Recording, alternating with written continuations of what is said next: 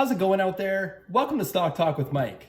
Today, we're going to talk about a company that's made some really interesting big headlines over the last several months. They've made a deal with a Chinese EV company, XPeng. They've made a deal with Amazon. They've made a deal with Nvidia.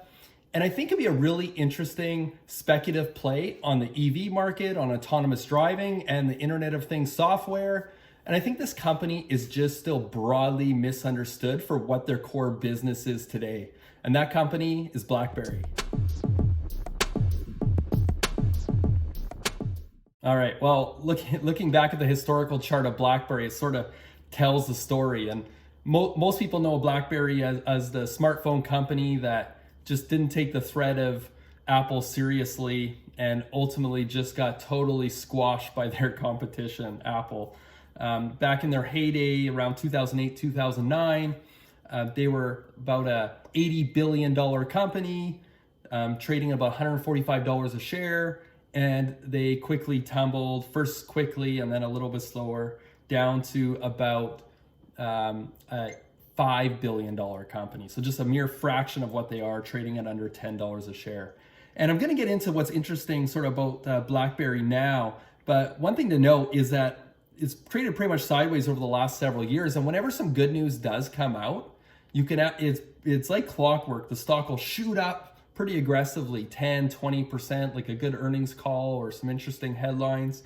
And then it retraces the majority of those gains in quick order. And I think what that is, I think there's a lot of like buy and hold investors or, older folks that maybe held BlackBerry for a long period of time, that have been in it since the heydays, and they're just looking for, they don't know anything about the company now, and they're looking for a way to get out without selling for a massive loss. And any small pop, they find the opportunity to sell. And I think that's still happening, shaking out those hands. So it'll be interesting to see when that ends. Right around the time they hit rock bottom in 2013, BlackBerry hired CEO John Chen to try and turn around the business.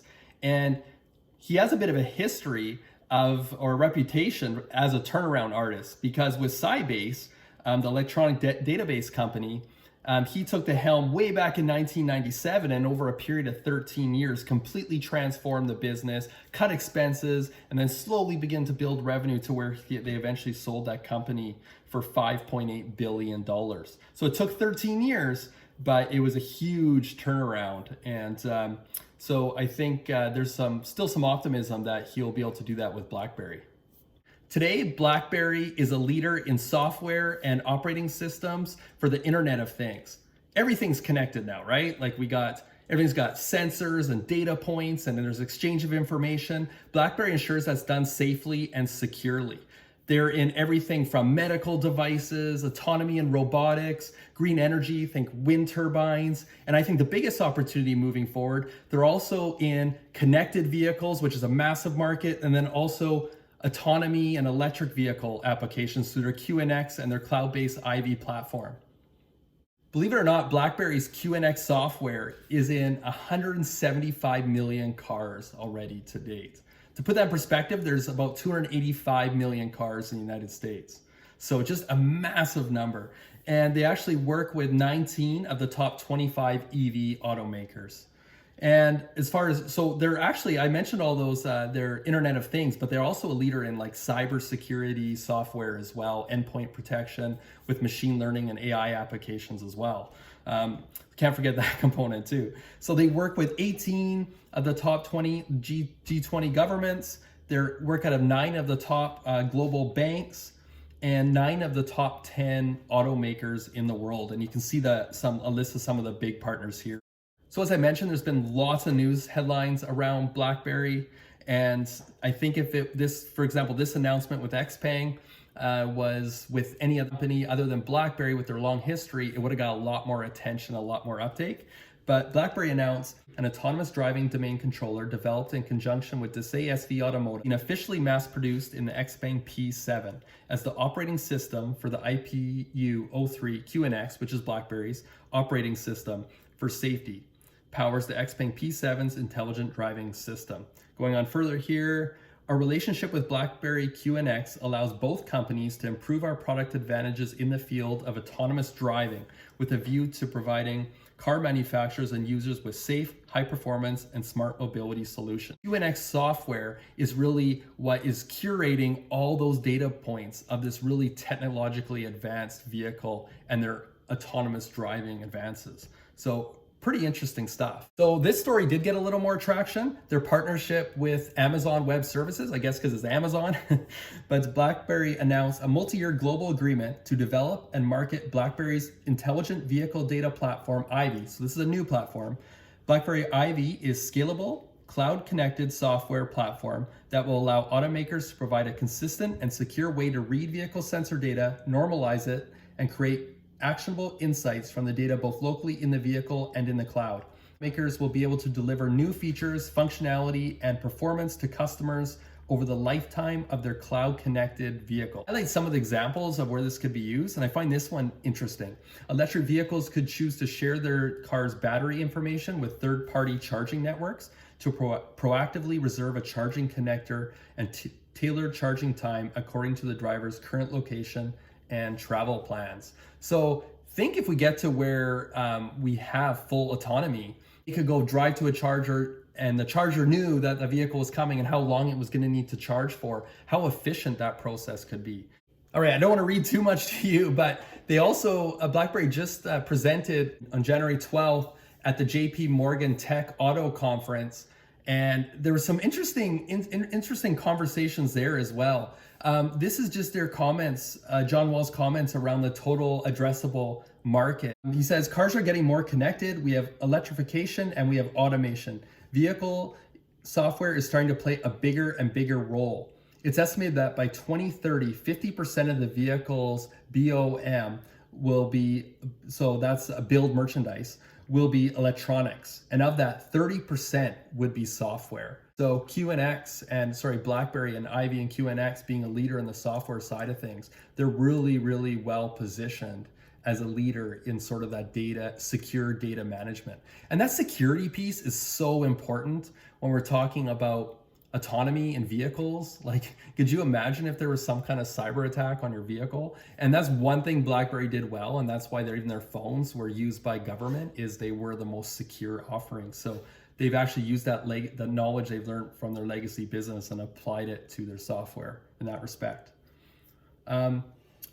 All right, so, and then they go on to talk about their partnership with Amazon Web Services.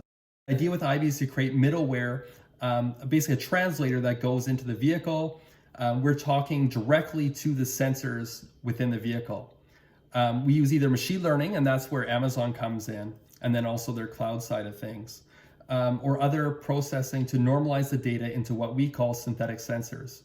Think of a smart city that wants to know the conditions of the road during the winter. The sensors could literally pick up information from the wheel, speed sensor, anti-lock brake sensors, temperature sensors, and could input that data to the smart city to inform them that the roads are icy. So it could work that way too. Very interesting, and vice versa. So some really interesting potential applications, basically connecting car and smart city.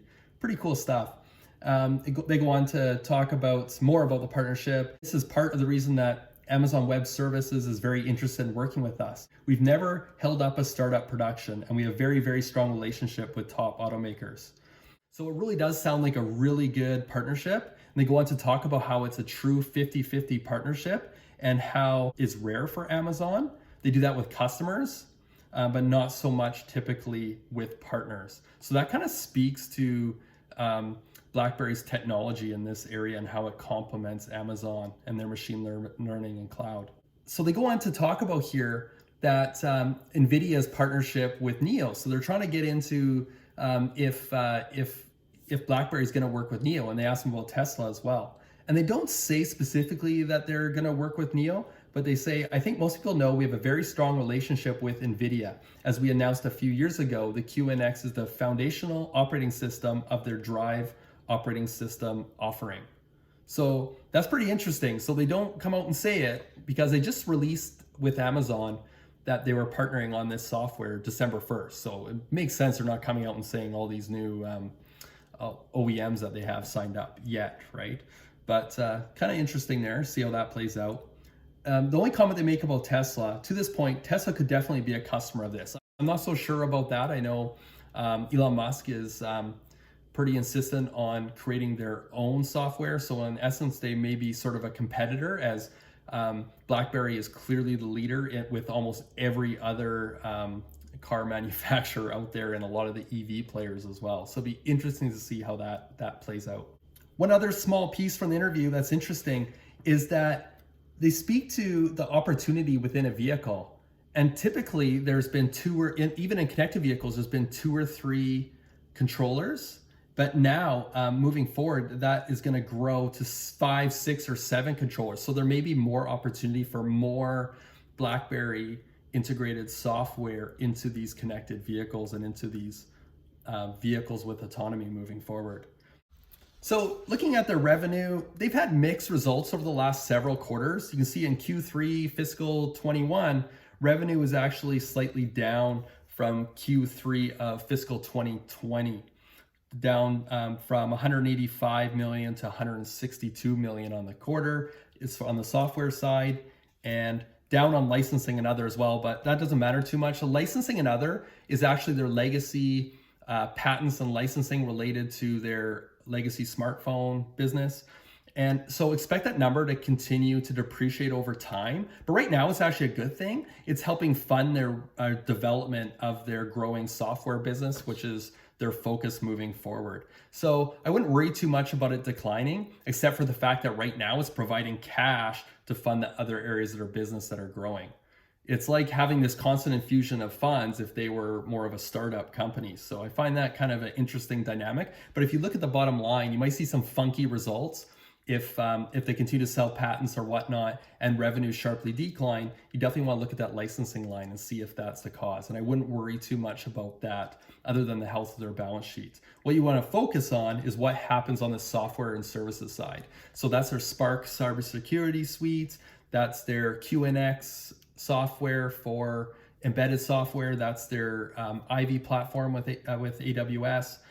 So that's what we want to see grow. So with their Ivy platforms, AWS is expected to hit the market with first vehicles. They've already had talks with a number of manufacturers, but as early as early 2023. So we'll see if that has a positive impact on their revenues. And if they're right that if the number of controllers in these connected vehicles and these highly technologically advanced EV vehicles goes from 2 or 3 to 6 or 7 controllers, you could start to see how their revenue could 2 or 3x from here in pretty quick order. So something I'm going to watch carefully and quite interested in. And I do have a position in BlackBerry. I keep it relatively small, and I've been trading around that position a little bit for a while now. But I'd rather be in before if they make a major announcement with a really trendy EV company out there, this thing could just shoot up quick. Or I think they're going to announce a big partner or a big new revenue stream with this Ivy platform. I think it could really take off. I can't help but feel that if BlackBerry had gone totally bankrupt and some startup had purchased the security technology that BlackBerry uses in its technology today, that it would be looked at completely different. Say that company is called QNX Software and didn't have that licensing and patent revenue coming in that I think is a total bonus right now. I think it'd probably warrant a much higher valuation than it does today. But I think it's just that stigma. Like, honestly, I think the ship has probably sailed. I don't think BlackBerry should change its name today. I think they've done a lot to turn around their business. But I think it could have done a lot to erase that stigma regardless. But I kind of like that about it too. Like, you go on the forums and it's completely hated, right? It's like people are like, why would you invest in like a dying phone company? And they still don't get it, right? And I kind of like that. Sometimes it's nice to have a contrarian play. It kind of scares me when everyone just loves your stock that you're buying, right? Like, eventually you kind of, I'm not so sure, but I kind of like that about BlackBerry. It's so beaten down. Anyway, that's all I got for you today. If you enjoyed the video, please consider subscribing to the channel and hitting the like button. Thanks for watching, and happy investing.